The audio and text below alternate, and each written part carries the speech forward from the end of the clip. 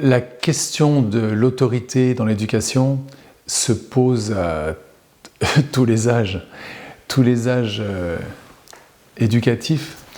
Il y a un endroit quand même qui est bien particulier, je trouve, c'est le début de l'adolescence, quand les parents n'y arrivent plus avec les anciennes méthodes.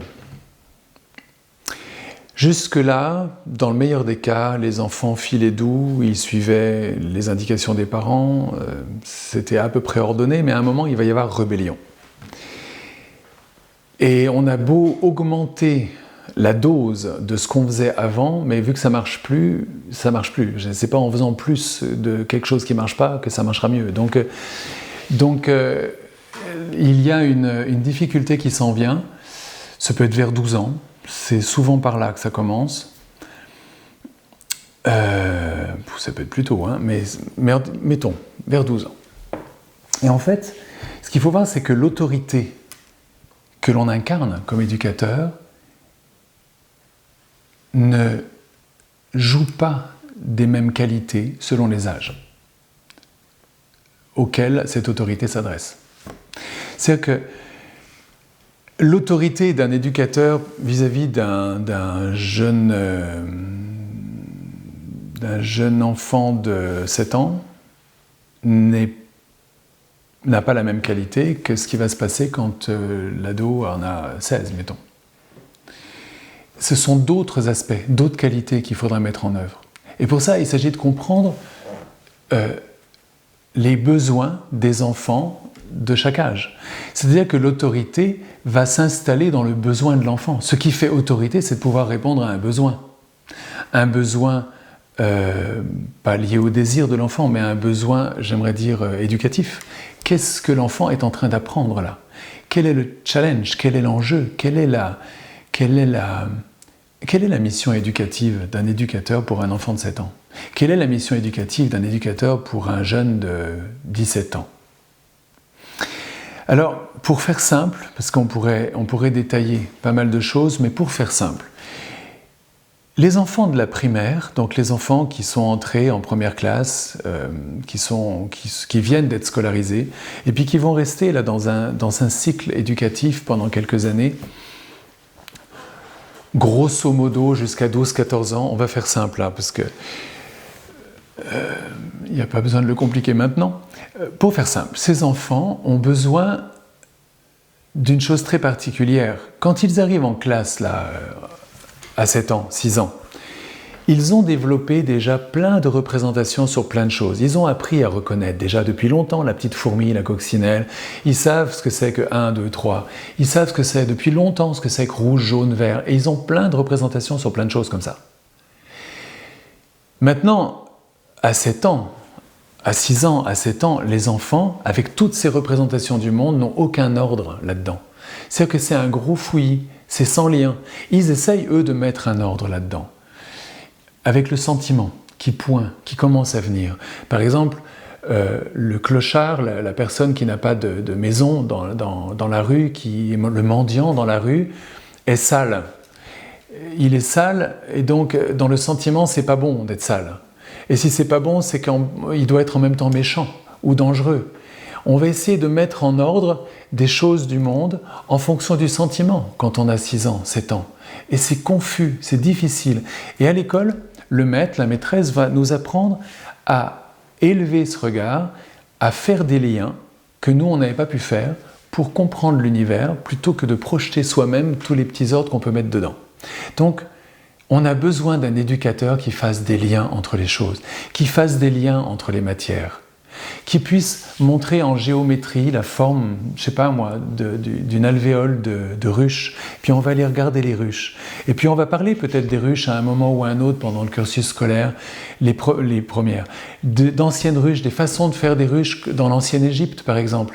On va parler de biologie, on va parler de plein de choses par rapport à ça. Ça c'est juste un exemple avec les ruches, mais on peut en prendre plein entre les mathématiques et la philosophie, il y a des rapports dans toutes les matières, et puis des rapports entre les classes, et puis des rapports entre les professeurs et les parents d'élèves, et des rapports entre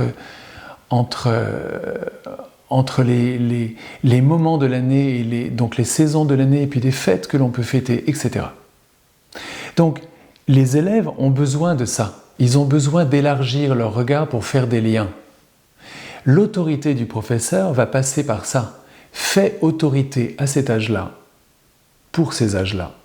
Un professeur qui porte en lui tous ces liens, c'est-à-dire qui est ouvert à ces liens. C'est-à-dire qui va... Imaginez un professeur qui, même s'il n'en parle pas à ses élèves, ne veuille pas être en lien avec ses collègues. Donc, un professeur qui serait tellement, je ne sais pas, qui aurait des problèmes personnels, peu importe, mais qui ne veut pas, ou qui ne soigne pas les liens qu'il peut avoir avec ses collègues. Ça fait autorité, mais c'est une mauvaise autorité auprès des enfants. C'est-à-dire que les enfants de primaire, avec un professeur comme ça, même si le professeur ne leur en parle pas, sont avec une personne qui n'est pas en lien avec, là en l'occurrence ses collègues. Les enfants ne vont pas l'écouter, je vous promets, regardez dans les classes. Ou plus exactement, on va le dire dans l'autre sens, parce que ça n'a rien de moralisant, ce que je dis. Moi, ce qui m'intéresse, c'est quelles ressources on peut être comme prof. Regardez ce qui se passe quand vous mettez encore plus d'attention, si vous êtes enseignant pour ces classes-là, encore plus d'attention à tous les liens que vous pouvez faire. C'est-à-dire, pas une attention de tête, mais mettez de l'attention, de la présence à vos collègues, à ce qu'ils font, à comment ils font la classe. Discutez entre vous des difficultés qu'ils rencontrent, des joies qu'ils ont, mettez en lien justement certains professeurs avec d'autres parents d'élèves, faites des réunions, etc., etc. Mettez en lien les cours les uns avec les autres et remarquez ce que ça fait dans la classe. Vous remarquerez que la qualité est toute différente. En fait, vous ferez autorité en faisant ça. Simplement, à partir de 12 ans, j'aimerais dire, c'est schématique, mais c'est à peu près vers 12 ans, et puis au plus tard, vers 15-16 ans. Donc dans cette période, autour de 14 ans, les enjeux vont changer. C'est-à-dire que les enfants ont reçu cette possibilité de faire des liens, et maintenant, ce qu'ils apprennent, c'est de s'engager pour une tâche. C'est-à-dire, on le voit bien, à l'adolescence, c'est pas très facile de s'engager pour une tâche. C'est justement parce qu'on a à l'apprendre. C'est pas facile de dire, voilà, j'ai ceci à faire pour tel jour, je vais y aller pas à pas, j'en fais tous les jours un petit peu, puis je vais bien réussir à faire tout ça. C'est justement ce qui est difficile. Donc, non pas que ce soit une tare de l'adolescence, mais c'est à l'adolescence que ceci s'apprend. Donc, l'adolescent, lui, il aimerait être arrivé avant d'être parti, il aimerait avoir réussi, ou il s'imagine qu'il est le meilleur sans avoir rien fait. Enfin, il peut comme ça rêver de l'argent facile, et puis plus tard je serai je sais pas quoi, et puis je réussirai ma vie, mais il en fera pas une, parce que c'est difficile de se mettre en chemin. Et avant ça même, de se saisir d'une tâche dans le monde. Et là où il apprendra d'ailleurs, à avancer avec une tâche dans le monde. Lui, il se projette directement dans un résultat, mais se projetant dans le résultat, il rencontre tout un tas d'obstacles, à commencer par les adultes qui lui disent que c'est pas comme ça que ça marche, et il monte en symétrie avec eux dans un conflit. Mais ce qui fait autorité, justement, c'est pas le conflit, parce que le conflit, c'est le conflit à cet âge-là, c'est justement lié à l'absence d'engagement pas à pas pour une tâche. Si l'ado est en conflit, c'est parce qu'il se projette déjà, parce qu'il n'arrive pas à rester pas à pas avec sa tâche. Donc si on se met en conflit avec l'adolescent, à la limite, ça nous défoule comme parents, à la limite, mais ça n'apportera rien. En revanche, ce qui fera autorité, c'est d'avoir la patience d'être avec l'autre, d'être avec l'enfant, d'être avec l'ado, et de pouvoir accompagner pas à pas la tâche de cet adolescent avec lui, un peu comme si on faisait équipe.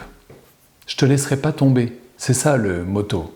Je ne te laisserai pas tomber. Quoi que tu fasses, je ne te laisserai pas tomber. C'est pas évident, mais n'empêche que c'est ça qui fait autorité. Et ce qui fera autorité pour l'adolescent, c'est de remarquer que l'adulte a avancé comme ça dans sa vie. Il est passé à travers des épreuves, il y est allé, il a franchi des épreuves. Parce que il y avait un chemin, il a fait chemin dans sa vie. Ou alors il a acquis une connaissance, mais à travers un long chemin difficile. Il a pas à pas appris ce qu'il a à dire. Il n'a pas à trouver ça dans un paquet surprise. Il a appris ça, il a une compétence acquise. Ça fera autorité, parce que c'est la même chose.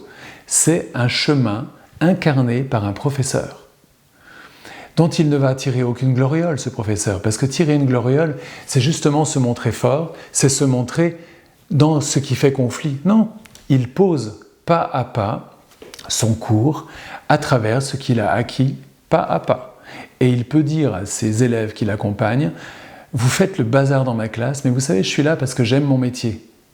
Et quoi que vous fassiez, je continue.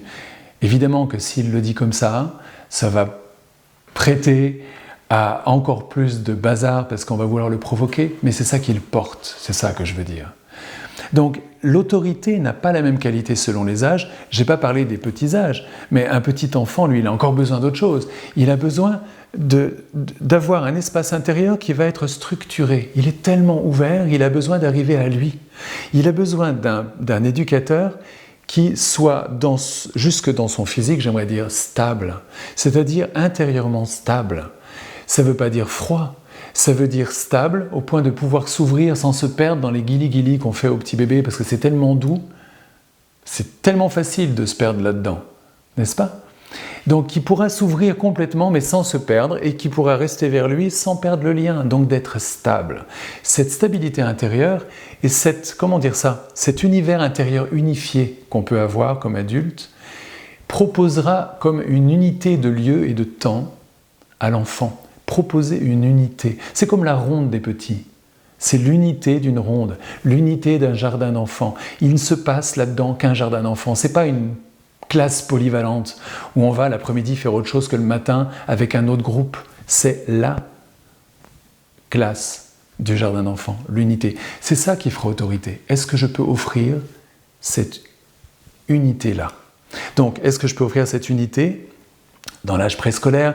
Est-ce que je peux offrir cette possibilité de mettre les choses en lien et j'incarne moi-même comme une autorité parce que je peux mettre ça en lien? Et est-ce que je peux offrir aux adolescents cet engagement pour une tâche que je tiens pas à pas? Là est la question.